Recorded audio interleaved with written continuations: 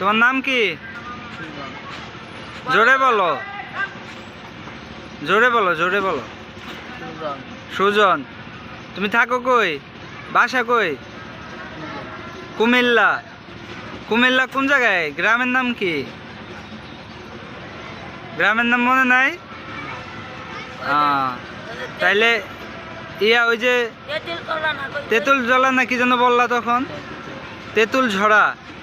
তেঁতুল ঝরা এই নামটাই মনে আছে, আর কুমিল্লা নামটাই মনে আছে। আর তোমার বাবার নাম কি?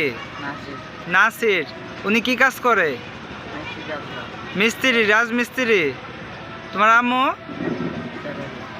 শেফালি। উনি কি বাসায় থাকে না কোনো কাজ করে?